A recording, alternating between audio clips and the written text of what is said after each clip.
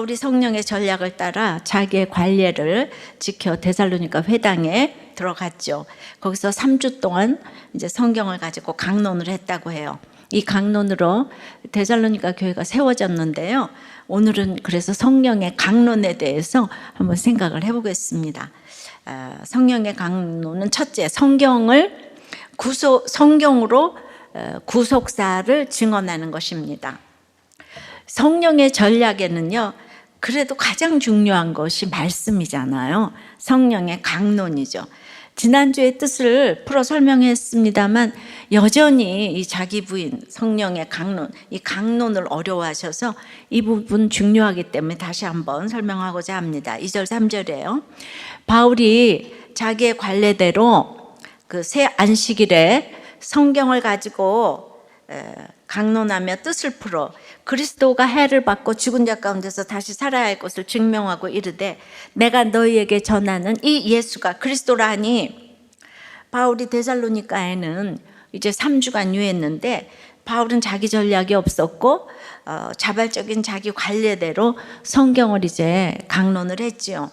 자기 전략이라면은 가는 곳곳 유대인의 핍박이 기다리고 있는데 뭐 하려고 그 회당에 들어가겠습니까? 그래서 바울을 하도 핍박받으니까 우리가 이방인에게로 향하겠다 그렇게 선언하기도 했습니다. 그리고 회당이 없던 루스드라에서는 노방전도를 했는데 오히려 열매가 많았어요. 그러면 자기 경험으로는 그 회당에 안 들어가야 되잖아요. 한결같이 핍박을 받고 매를 맞았는데, 그리고 지금은 문화적으로 노방전도가 훨씬 쉬운 헬라 본토에 와 있잖아요. 그것도 대도시 데살로니가에 말이죠. 그래서 그 인간적인 전략으로는 안 들어갔겠지만은 관례대로 이제 회당에 들어갔습니다. 거룩을 위한 관례에 자신을 복종시킨 것이죠. 자기를 부인했어요. 그래서 3주 동안 회당 예배에 참석해서 성경을 가지고 강론을 했습니다. 그런데 오늘 이렇게 잘 보면은 바울이 성경에 대해서 강론한 것이 아니라 성경을 가지고 강론했다고 합니다. 성경을 이렇게 설명의 대상으로 삼은 게 아니에요. 성경에 대한 이론을 가르친 게 아니에요. 성경 공부가 아니에요. 성경을 가지고 성경을 근거로 해서 성경을 교과서로 삼아 다른 어떤 내용에 대해서 강론을 했다는 말입니다. 근데 바울이 단지 예수 그리스도의 구속사를 마치 역사 얘기를 하듯 전했다면 주님의 순환과 부활을 증언했다고 하지 않았을 거예요. 음식을 잘 차려놓듯이 예수님의 복음을 듣는 사람이 잘 이해할 수 있도록 구체적이고 선명하게 보여주는 것이 증언이라고 했잖아요. 그럼 가장 구체적이고 선명하게 보여주는 증거가 무엇일까요? 물론 구약 성경에 나오는 모든 인물들과 사건들이 예수님을 가리킨다는 것을 보여주는 것도 증언하는 것이겠죠. 그리고 이제 예수님의 삶을 기억하며 잘 알려주는 것도 증언하는 것이고요. 하지만 가장 강력한 증거는 지금 회당의 청중을 향해 강론하고 있는 설교자 바울 자신 아니겠어요? 설교자가 자신과는 전혀 상관없는 이야기하듯 주님의 순환과 부활을 설명하기만 한다면 그것이 무슨 강론이 되고 증언이 되겠습니까? 어떻게 그런 설명으로 청중을 설득하겠어요? 설득했다기보다 성경을 펼쳐놓고 그저 아는 사실을 증명하면 되는 거예요. 이걸 구속사로 이제 전했다고 하는 거죠. 그래서 그 얘기만 듣고도 데살로니가 교인들이 복음을 확실하게 갖게 됐습니다. 3주 만에 믿었다는 것은 오래 전에서 하나님의 역사가 나타나는 것만은 이제 아니라는 거죠. 그리고 믿음은 정말 선물이라는 거예요. 부요하고 성경 공부도 많이 한 1년 6개월이나 한 고린도 교회에는 음행과 이제 이런 이단 등 아주 문제가 많았죠. 데살로니가 교회는 3주간만 머물렀는데 기복신앙이 아니라 그리스도가 해를 받고 다시 죽은 자 가운데서 살아난다는 이 복음에 이 교인들이 반응을 했어요. 왜입니까? 데살로니가 교인들도 핍박이 많았기 때문에. 그래서 믿음의 소문이 각처에 퍼졌다고 했습니다. 성경을 혼자 본다는 건 공산권이나 저처럼 시집살이에 묶여 아무 데도 못 간 사람의 이야기지, 우리는 혼자서 성경 보기 어렵습니다. 반드시 하나님께서 지체를 허락하시고 스승을 허락하십니다. 그래서 스승이 누구였는가, 내가 어떻게 복음을 받았냐는 아주 중요합니다. 그래서 바울은 예수님의 구속사를 이렇게 자신의 구속사로 증거를 제시해서 증언했음이 분명합니다. 그러니까 주님의 십자가 부활이 자기 때문에 일어난 구원의 사건이고 자기를 위한 하나님의 구속임을 간증하는 것이 성령의 강론이라는 거죠. 그러니까 예수님의 구속사가 남의 이야기가 아니라 바로 내 이야기라고 고백을 하는 게 성경의 강론입니다. 내 인생이 세속사에 있지 않고 구속사 안에 있음을 이제 깨닫고 구속사의 일부임을 깨닫고 간증하는 거죠. 이렇게 성경을 교과서로 삼아서 예수님이 완성하여 지금 내게도 선물로 주신 하나님의 구속사를 고백하고 간증하고 증언하는 것이 바로 성경을 가지고 강론하는 것입니다. 적용해 보세요. 성경의 이야기를 남의 이야기로 읽습니까? 내 이야기로 읽습니까? 예수님의 순환과 부활을 증언할 내 구속사의 간증은 있습니까? 무엇입니까? 우리나라도 초창기의 초대교회처럼 이렇게 또 데살로니가 교회처럼 어렵고 힘든 시절이 있었어요. 그때는 데살로니가 교인들처럼 핍박당하던 시대였기 때문에 어떤 목사님이든 은혜가 넘쳤어요. 유명한 목사님을 따로 모실 필요가 없었어요. 그냥 오시는 분마다 은혜를 끼쳤어요. 다 같이 십자가에 달려 있으니까. 그래서 강사가 풍년이었던 시절이고 유명한 사람들 우리가 막 다 읊어대요. 제가 많이 소개했던 간증인데요. 예전에 이제 억지로라도 자녀를 믿음으로 키워야 한다는 무지막지한 그 시절의 추억의 은혜, 이게 추억의 간증이 안 됐으면 좋겠어요. 하나 소개해 드릴까 해요. 어제 어버이 주를 만났는데 이런 자녀와 부모가 정말 되기를 간절히 바라서요. 가족이 8남매인데 아버지가 맏아들은 이제 동생을 먹여 살려야 하니까 이제 사업해달라고 축복을 해주고, 둘째는 교수 되게 해달라고, 큰딸은 목사 사모 되게 해달라고 쭉 축복하다가 막내 아들인 이분한테는 이 아이는 주의 종이 되게 해주시옵소서, 그 기도하는 순간 머리를 싹 비켜가지고 도망을 갔는데 아버지가 그냥 계속 쫓아와서 끝끝내 이제 기도를 해줬다는 거예요. 머리 안수 기도를. 그리고는 이제 이 아버지가 막내 아들만 데리고 은혜의 자리는 그냥 다 데리고 다녔다는 거예요. 옛날에 우리가 이렇게 은혜의 자리라 그랬어요. 부흥집회고 가정재단이고 그냥 마구 때려가면서 데리고 다녔는데 이 막내 아들이 은혜를 못 받으니까 아버지가 이제 너무 낙심이 되셨어요. 예, 넌 이렇게 데리고 다니는데 그래 방언 하나를 못 받냐? 이 녀석아 하는 소리에 아버지가 좋아하는 게 방언이구나. 그래서 보고 들은 게 있어가지고 그때부터 이제 가정 예배 드릴 때마다 몸을 앞으로 뒤로 흔들면서 방언을 그냥 아파파파 이제 하면서 했더니 아버지가 너무 좋아하면서 그냥 들어가고 나갈 때마다 용돈을 주니까 이제 누나한테 용돈 받는 비결을 가르쳐 주겠다고. 그러니까 나는 아빠빠빠 할 테니까 누나는 아따따따 하고. 그래서 이제 둘이서 기도 시간마다 몸을 앞뒤로 흔들면서 그냥 서로 둘이서 윙크를 주고받으면서, 그래서 굉장히 이제 들어가면 나가면 용돈을 이제 서로 많이 챙겼는데 누나하고 어느 날 대판 싸웠다는 거예요. 그러니까 누나가 내가 너 이거 아버지한테 다 일릴 거야. 그래서 쪼르니 가서 이제 일렀어요. 그냥 아버지가 그냥 이제 그 다음서부터는 이제 그냥 오명하며 저주를 받고 들어가며 나가며 매를 맞았다는 거예요. 예, 그냥 보기만 하면 저놈이 거짓말을 사기를 쳤다. 그래서 결국 이렇게 방황을 많이 하다가 이제 목사가 되었습니다.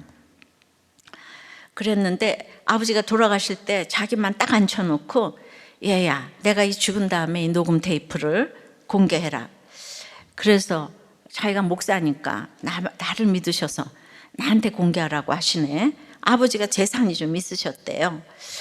그래서 그 나중에 다 모아놓고는 딱 죽은 다음에 식구들 모아놓고 공개하라고 그러니까 그래서 공개를 했더니 함경도에 그레집이 목사님이 계시는데 그 목사님한테 재산을 다 주라고.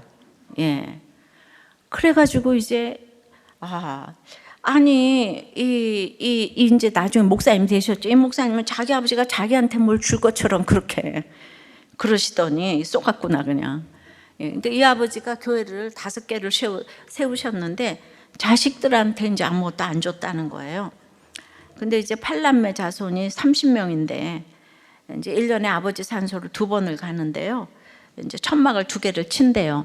그러면 거기 성가대도 있고 설교, 묵도, 사회, 기도 특송할 사람이 다 있어가지고 앞에서 묵도를 시작하면 다 성가대가 돼가지고 아멘, 아멘, 아멘 이렇게 이제 한다는 거예요. 제가 제일 은혜 받은 건 이 대목인데요.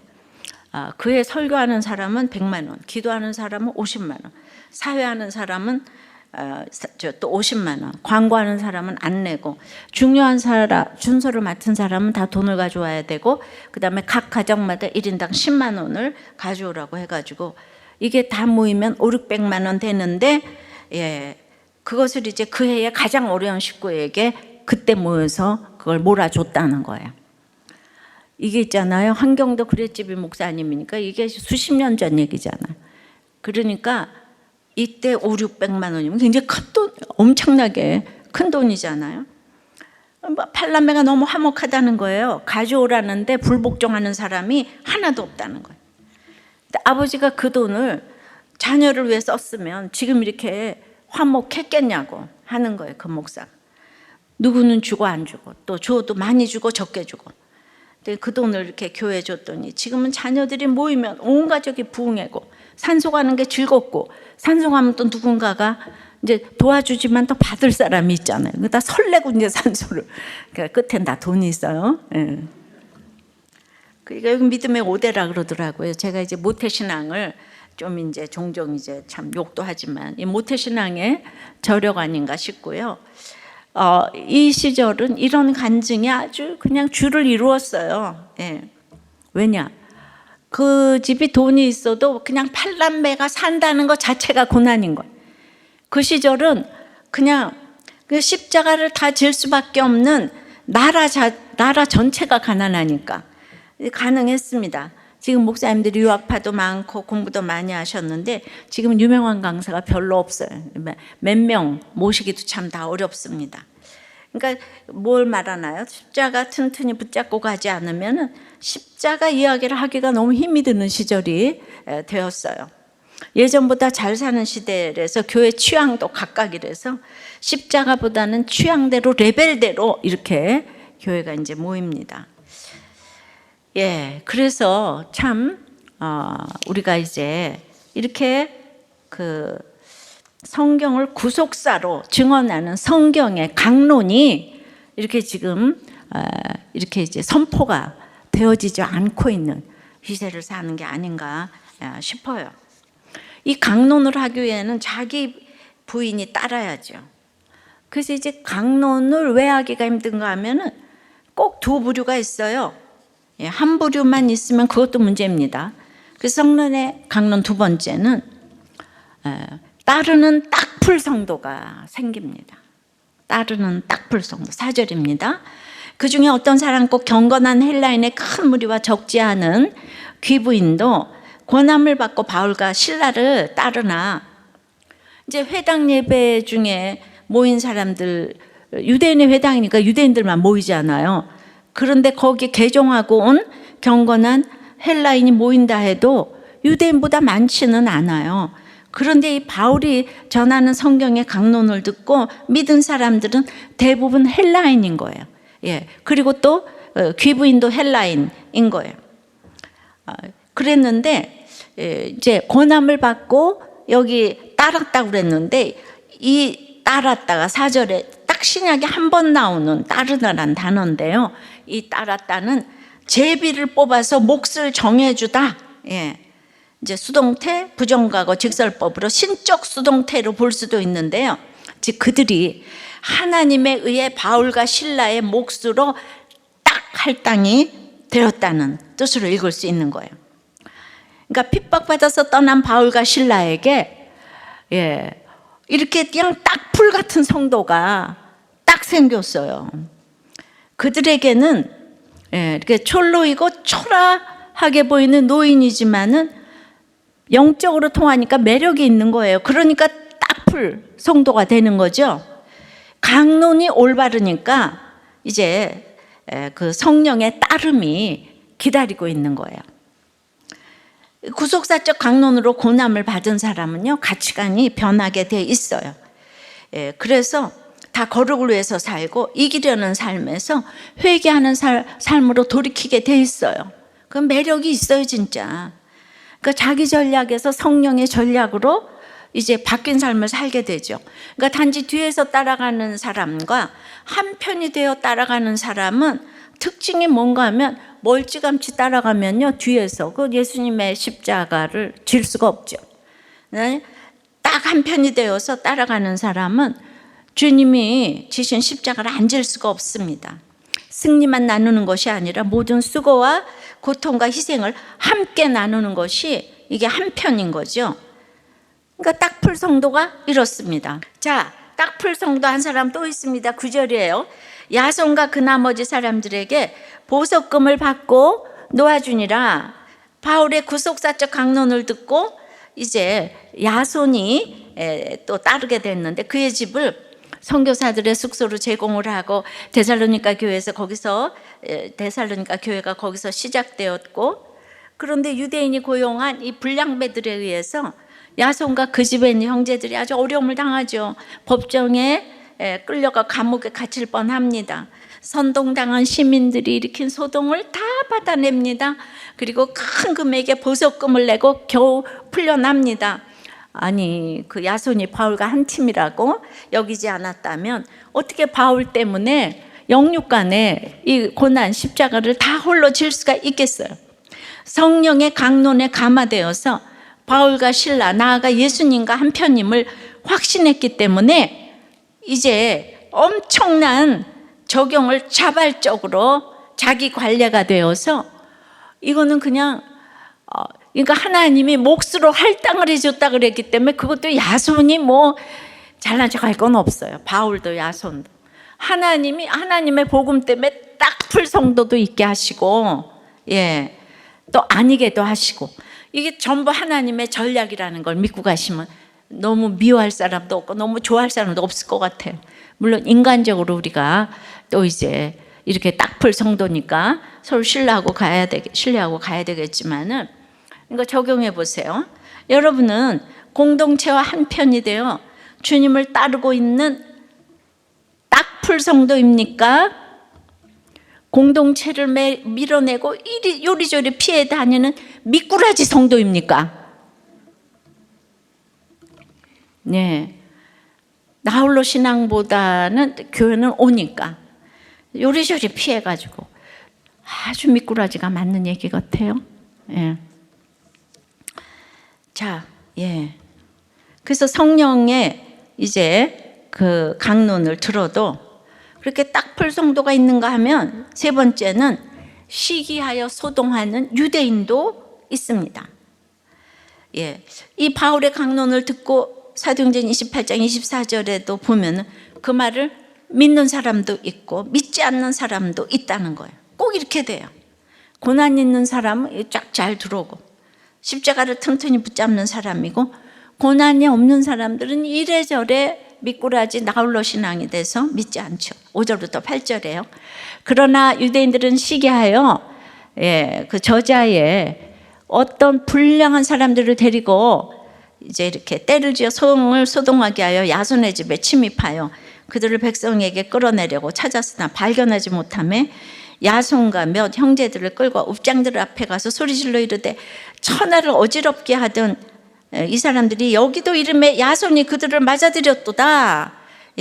이 사람들이 다 가이사의 명을 거역하여 말하되 다른 임금 곧 예수라 하는 이가 있도이다 하니 무리와 읍장들이 이 말을 듣고 소동하여, 여기서 시기하여라고 번역된 단어는 항쟁하다, 겨루다, 열광적이다라는 의미가 있는데요. 이 시기도 있잖아요. 열광적인 사람들이 하는 거예요, 보니까. 그러니까 유대인들이 시기와 같은 심리적인 이 역반응을 보인 것뿐만 아니라 지금 광적으로 흥분이 되어서 바울 일행에 대항했다는 사실이 이 단어의 의미 가운데 포함이 되어 있어요. 그러니까 시기, 질투, 이 경쟁심 등의 뿌리는 똑같습니다. 그러니까 내 것이라고 여기는 대상에 대한 욕심이에요. 우리는 다른 사람이 멋진 연예인에 열광하는 것 때문에 질투하진 않아요. 내 아내, 내 남편이 그러면 질투합니다. 내 것을 빼앗긴다고 생각하기 때문입니다.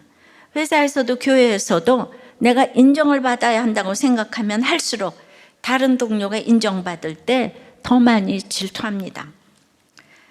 그러니까 바울을 시기한 유대인들은 아주 치사한 방법을 써요. 사람이 있잖아요. 믿음이 없으면, 이 유대인들의 교회 다니는 사람들이에요. 악한 거는요, 한계가 없어요. 예, 치사해요. 저자의 불량배들을 매수해서 시민들을 선동합니다. 그러니 교회에서도 이러는데 정치권은 안 그러겠습니까? 아, 인간이 이렇구나.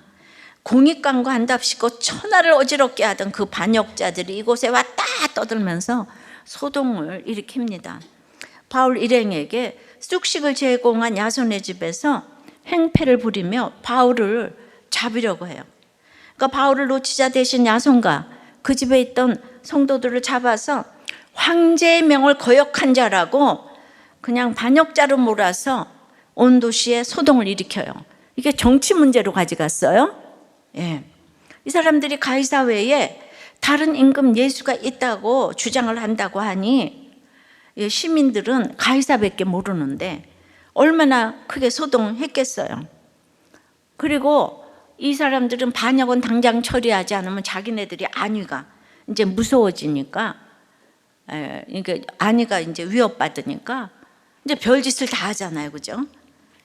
시기에는요 이렇게 소동이 따라요.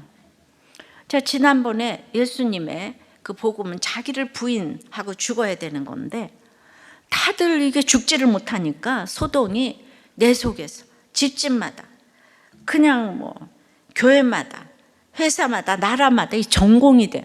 예수 믿지 않는 사람이 대다수를 차지하니까 그냥 소동이 끝이질 않아요.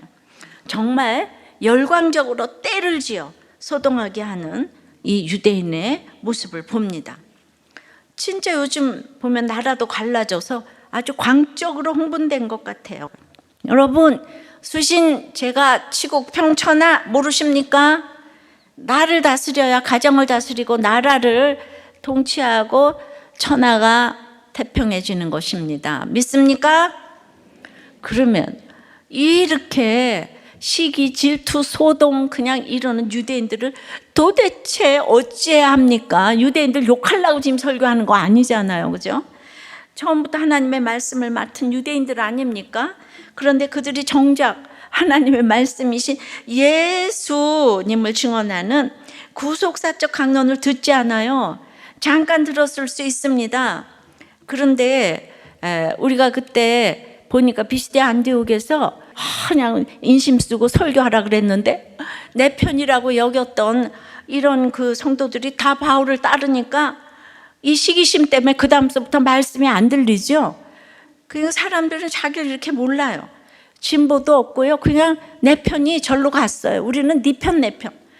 세상의 학교에서도 맨날 오늘의 내 친구가 쟤는 저쪽 친구 됐고, 그다음에 왕따 시키는 게 아이들도 어려서부터 악하기 때문에 거기에 우리는 또 다 있잖아. 비율을 맞추고 이래요. 이 믿음이 없으면 이 사회생활에서 어떻게 지조를 짓고 있고 살아야 될지 모릅니다. 그리고는 오히려 말씀의 증인을 박해합니다. 예, 이게 인간이에요. 그 증인을 다른 사람들을 괴롭힙니다. 그래서 왕따가 시작되죠.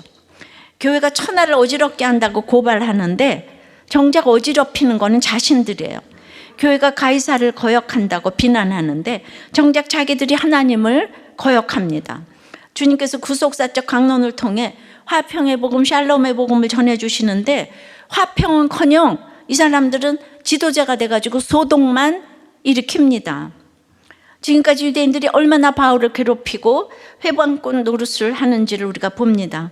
유대인의 관계는 바울도 생명을 내놓고 기도할 정도로 힘들었어요. 유대인은 믿는다고 하면서 실상은 안 믿는 자예요. 쉽게 생각하면 유대인은 바울의 동족이고 친척이에요. 그러니까 우리 같이 예수 믿는 동족, 친척 같은 부부, 이런 가족을 지금 오늘 유대인이라고 부를 수가 있는 것입니다. 사도 바울이 다메섹 도상에서 주님을 만나고 이제 성경을 사람 살리는 구속의 일로 전하게 됩니다. 그래서 사도 바울이 구속사로 성경을 꿰고 곳곳에서 강론을 하다가 막 매맞았잖아요, 그죠? 예, 쫓김을 당했잖아요. 그러다 보니까 이 사람이 심각해졌어요.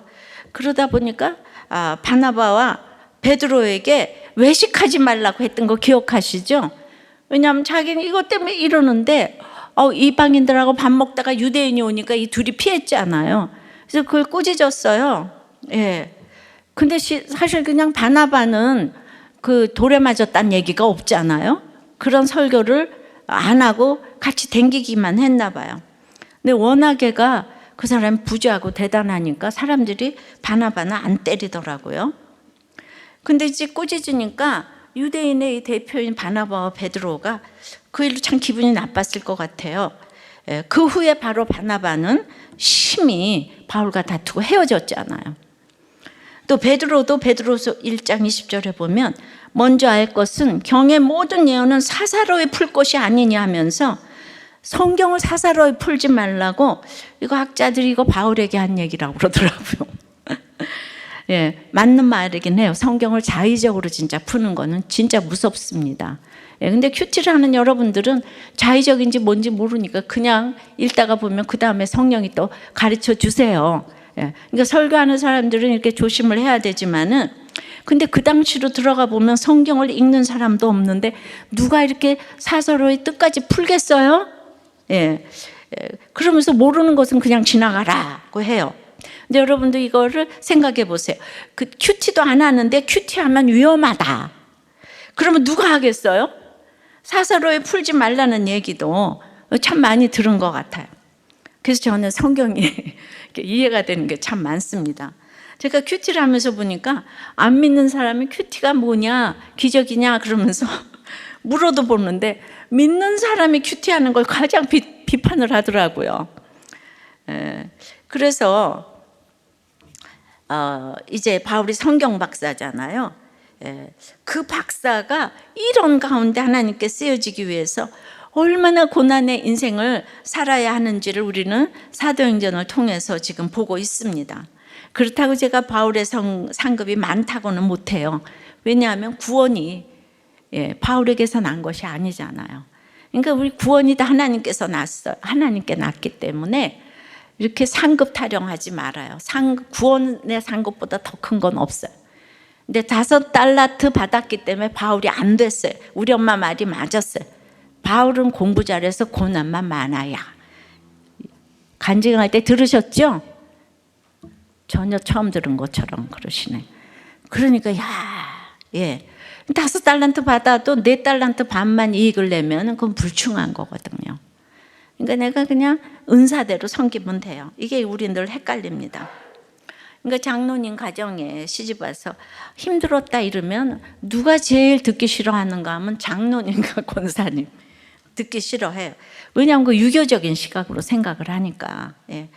근데 유교적 관점에서 부모는 존경받아야 하지만은 성경에서 지금 유대인들이 힘들게 한다고 하는데 믿는 부모, 배우자, 목장 식구 나를 얼마든지 오늘 힘들게 할 수 있는 거예요. 뭔데 김집사, 이웃집 아줌마가 날 힘들게 하지 않아요. 왜냐하면 힘들면 난 안 만나면 되니까. 눈만 뜨면 내 옆에 바라다 보이는 그녀와 그 남과 그냥 부모, 형제, 자녀를 안 봤으면 좋겠다 생각합니다. 근데 그 안 봤으면 좋겠는 사람이 예수까지 믿어요. 눌려요. 게다가 굉장한 직분을 가졌어요. 더 힘이 들잖아요. 그러면 오늘의 화두는 이 유대인들을 어떻게 해야 됩니까? 이것이 오늘의 우리의 큐티하면서 이 사람은 나쁜 사람, 딱풀 성도는 좋은 사람 이러면 안 되는 거예요. 그러니까 어떤 일이 생겼을 때 지금 이제 아까도 그 유대인 회당장들이 바울이 그렇게 잘해서 시기가 일어날지 자기도 몰랐어요.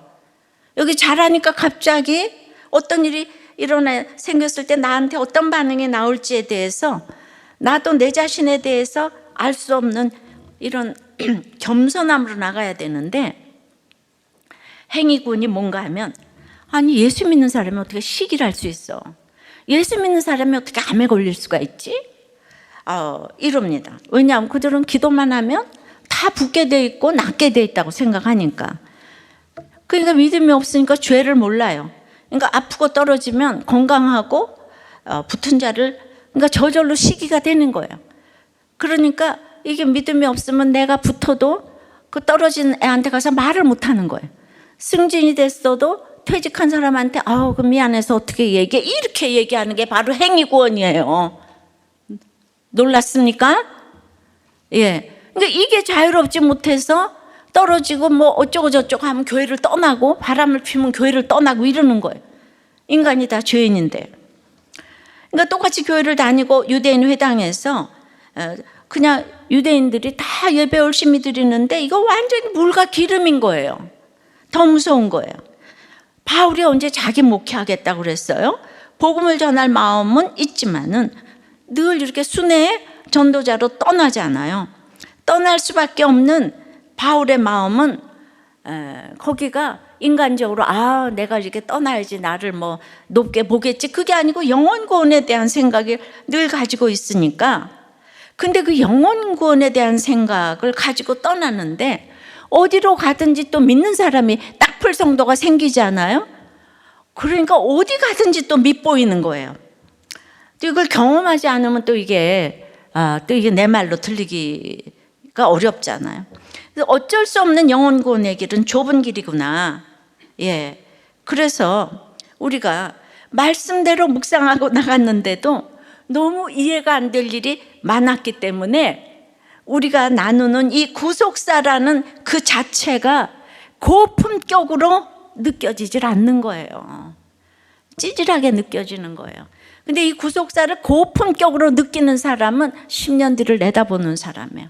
그리고 매력이 있어요. 열매가 있게 돼 있습니다. 그럼 이 시기하는 유대인들을 진짜 어떻게 합니까? 오늘 우리가 3번을 질문을 합니다. 설교 내용이 어렵다고. 그래서 끊임없이 똑같은 말씀을 전했는데 이쪽은 유대인이고 저쪽은 이제 이방인이에요. 그럼 어떻게 하면 여러분들에게 말씀이 들릴까? 바울이 창자가 끊어진 애통으로 형제 고륙의 구원을 원했다고 했는데, 저 같은 사람도 그게 좀 되더라고요. 제가 4대째 모태신앙이고, 우리 집에도 유대인들 많아요. 근데 말씀이 안 들려도 또 10몇 년 동안 와서 앉아 계시는 분들을 보면 다 또 내 책임 같고, 안 되는 사람에 대해서 끊임없이 연구를 하다 보니까 그냥 계속해서 이제 대신 깨달아 드려야 되니까, 그래서 그 깨달은 거 가지고 설교를 해서 오늘 또 한 사람 돌아올까? 그런 마음으로 제가 설교를 하는 거예요. 진짜 한 주일도 안 빼고 그랬다는 거. 오늘은 그 한 사람이 와서 들릴까? 그렇지만은 유대인들이 3차 전도 여행을 하는 동안에도 너무도 안 돌아왔다는 거예요. 온 세계가 열광을 해도 바울의 형제 고륙들은 안 돌아와서 지금까지 안 돌아오고 있어요. 저 주이시들이. 그걸 생각하면 참 슬프죠. 그래서 한쪽으로 애통이 안 되는 날이 없어요. 그러니까 여러분, 제가 얼마나 애통했는지는 아시잖아요. 그죠? 그러니까 옆에 식구들이 안 믿는데 내가 화를 내야 되겠나, 혈기를 내야 되는가.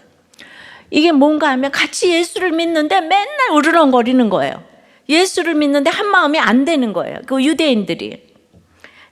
예수님도 자기 고향 식구 바리새인들한테 이 독사의 자식들아 화했을진저 그랬는데, 이해도 되면서 예수님이 얼마나 창자가 끊어지는 애통이 있었겠어요. 미워서 그랬겠어요? 그러나 바울이 자기 같은 살인자도 구원받았는데 유대인과 회당장들을 어찌 구원시켜주지 않겠는가, 이런 마음이 왜 또 없겠어요? 그래서 바울의 정말 그 살인은 정말 구속사에 있어서, 그러니까 우리가 죄진 것이 다 나쁜 것만 아니에요. 나중에 이렇게 쓰여요. 그래서 이런 애끓는 마음으로 성령의 강론을 들어야 하는 거죠. 나 혼자 도덕 잘 지키고 윤리적으로 잘 살고 뭐 교통질서 잘 지킨다고 영혼 구원으로 이어지는 건 아닙니다. 우리가 영혼 구원으로 이어지면 사람이 좀 촉촉해지고요. 감정적이냐 십자가냐, 이게 또 이원론으로 구분되는 게 아니에요. 십자가를 길러놓는 사람은 감정적인 은혜도 좀 있어요.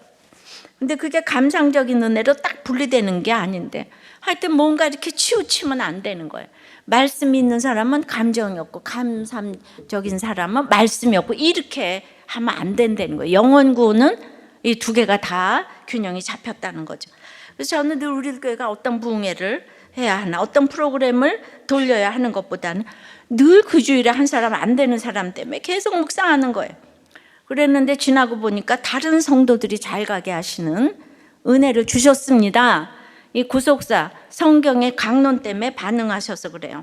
여러분들 한 가정에 한 사람이 중요하고, 가정에 한 사람, 목장에 한 사람, 그 한 사람 때문에 애통하고 눈물을 흘리고 가면 다른 거는 저절로 되게 하시는 것이 있더라고요.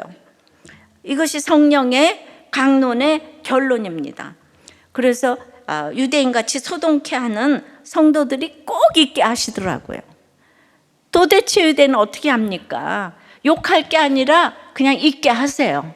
예. 그러니까 당연한 일로 여기고 가셔야 됩니다. 적용해 보세요. 시기나 질투나 경쟁심 등의 뿌리는 똑같은데요. 그 중에 여러분은 무엇으로 지금 소동을 하고 있나요?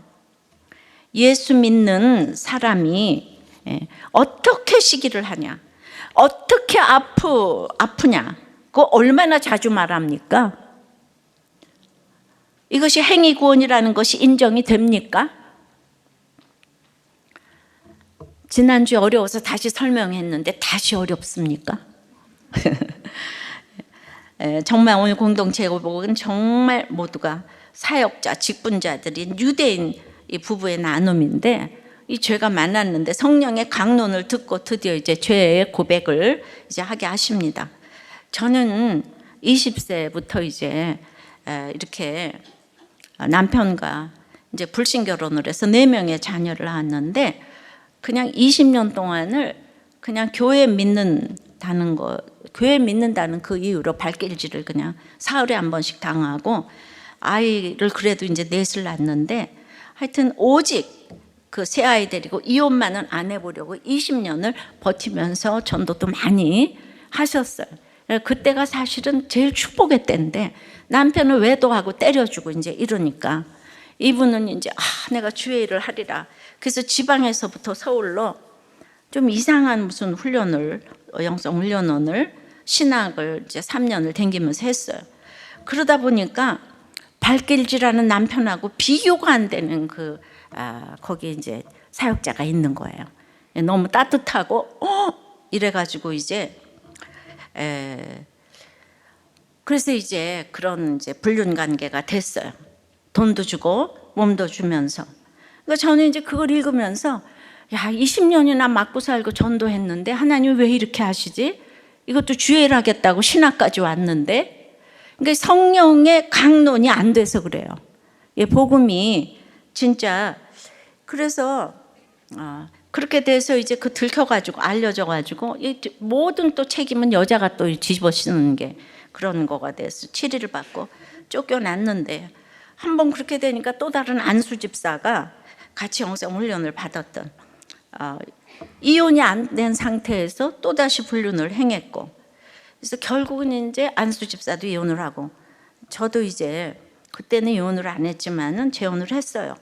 전 부인에게 재산을 모두 주고 나왔기 때문에 이제 벌어서 사신다는 거예요. 여러분, 이제 순식간에 이렇게 될 수 있는 거예요. 나무 십자가가 너무 무거워서 나왔는데 외도하고 때리는 남편하고 어떻게 살겠어요? 그래, 나왔는데 믿음도 있고 이런 사람하고 그렇게 이제 그것까지 좋았는데 불륜을 행하면 이렇게 됐는데, 쇠몽댕이가 이렇게 기다리고 있는 거죠. 예. 그러니까 여러분, 가정을 지키는 게 얼마나 힘든 일인지, 그리고 얼마나 가치 있는 일인지 다시 한번 반복하는 거예요. 그러니까 여기까지도 산전수전인데, 그리고 나서 유방암 3기와 재발로 4기 판정을 받고 투병 중에 했는데, 그냥 이번 주에 또 공중전이 터진 거예요. 이제 우리들 교회를 이제 오신 분인데, 그러니까 나이도 이제 꽤 되신 것 같아요.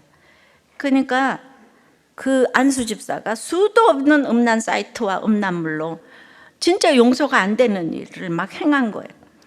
그러나 내 전략, 내 열심으로 나는 주의 사랑으로 이 사람을 품어야 돼. 뭐 해야 돼. 이게 자기 전략이고 자기 열심인 거죠. 진작에 좀 이렇게 다 뭐 좀 이렇게 경찰에 좀 알리고 좀 이랬어야 되는데. 예. 그런데 이제부터는 해결책이 있죠. 공동체가 있잖아요. 목자님과 또 이제 부부목장 목자님에게 상담을 하니까 당장 경찰에 신고해라.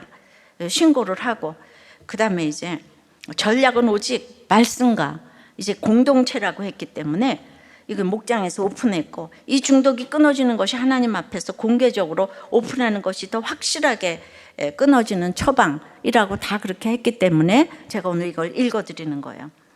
여러분 정말 불쌍히 여겨주시고 성도착증인 중독을 치료하기 위해서 정신과 치료도 받고 폴더폰으로 개통도 했대요. 여러분 이렇게 날마다 한 사람의 아픔이 계속되어지기에 우리들 교회가 걸어간다고 생각합니다. 여러분 이 가정 살려야 되지 않겠습니까? 예, 이건 누가 살려요? 나라가 살려요? 경찰이 살려요? 목장이 달려들고 기도하면서 소동이 일어났지만 경찰에 신고도 하고 목장에 묻기도 하면서 결국 죽어야 한다는 자기 부인을 통해서 딱풀 성도가 되실 줄을 믿습니다. 성령의 강론은 한 가정을 살리는 일입니다. 이 가정을 살릴 때 다 살아날 줄 믿어요. 말씀했습니다. 성령의 강론은 성경으로 그래서 구속사를 증언하는 거예요. 성경의 얘기가 내 얘기가 돼야 되는 거예요. 열심히 있지만은 이렇게 내 전략 내 열심으로 법에 이렇게 처벌을 받아야 할 때는 또 받게 하셔야 되는 거예요. 그냥 끝없이 그냥 용서하고 감사하고 그건 아닌 거예요. 이렇게 구속사를 증언할 때 따르는 딱풀 성도가 생기는 거예요. 시기하면서 소동하는 유대인도 있어요. 그러니까 내 앞엔 이런 사람들이 다 있어요. 근데 성령의 강론을 듣고 이거를 알고 가면 너무 좋아도 싫어도 안 하고 균형 잡고 가서 결국 열매를 맺게 될 줄 믿습니다.